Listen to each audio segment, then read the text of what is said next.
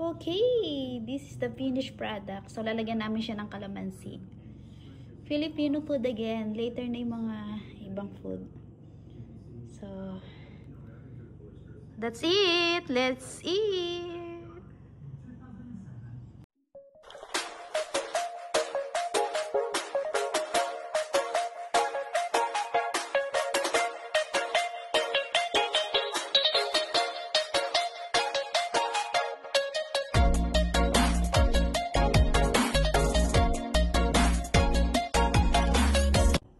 Okay, another day, another cooking series. So, ngayon magluluto tayo ng mix bihon, 1/4 na lang to, and mix canton. So, pagsasamahin ko siya, 1/4, so, magiging half to. So, ang ingredients na gulay na mayroon ako dito available is repolyo, hiniwa ko na sa kahinugasan.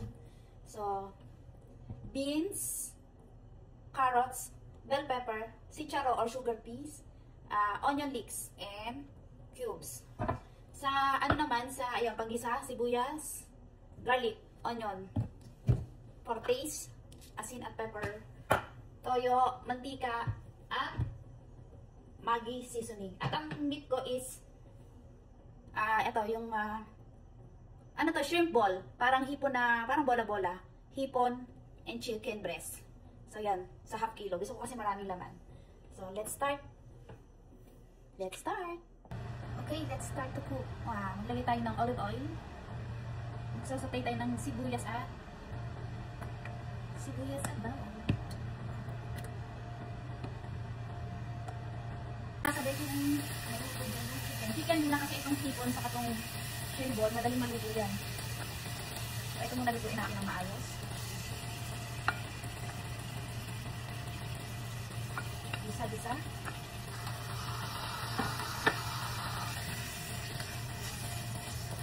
Bigyan natin ng paminta at asin.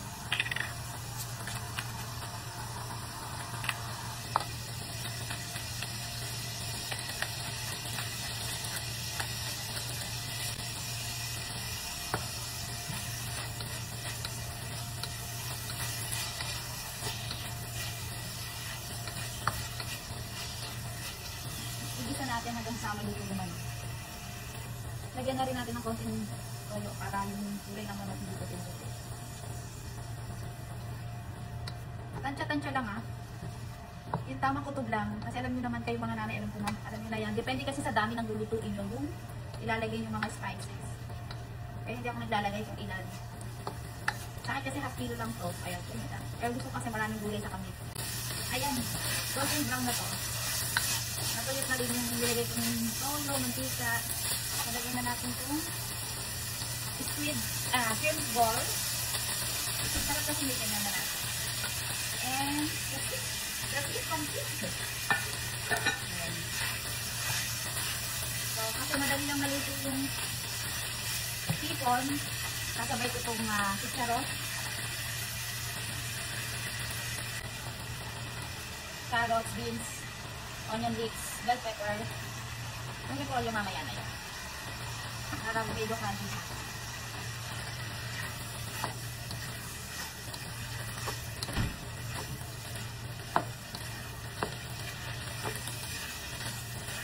Sama-sama na sila.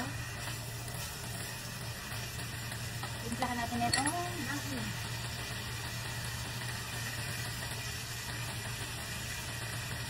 Pagkalasa din yan. Nakalaki lang nito. Kasi yung kalaki lang ibigin sa pagkukuha natin tubig para sa pansin. Okay, mix together. Ang nilagay kong hipon, manok, at bola-bola. Wala kasi akong nakita sa hipon, so pwede na yung serve. Mix natin. Pwede naman gusto ko parami yung gulay. Mas marami yung gulay kasi sa pansin. At sahog. So, lang natin silang maluto. Then, set aside ko. Then mix. Make it sure that edges are still crunch. Ay malutong pa rin siya at crunchy. Don't overcook.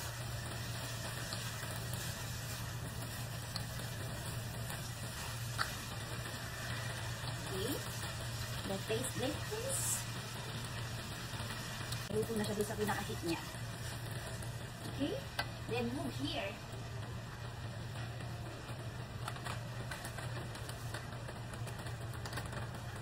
I put down the pancit. So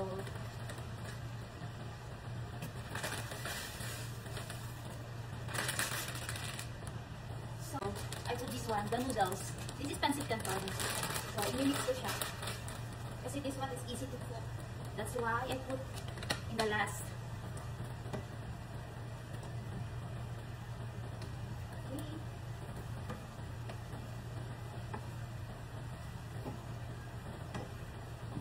Hit na lang ha. I-mix ko na itong pancit.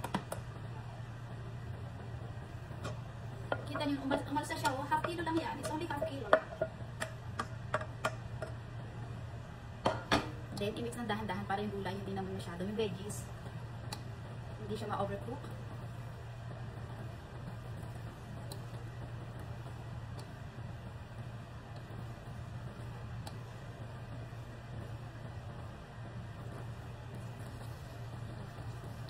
Okay.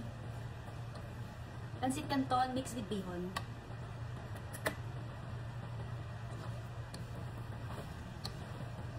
Sa mahinang apoy, lutuin ng maayos.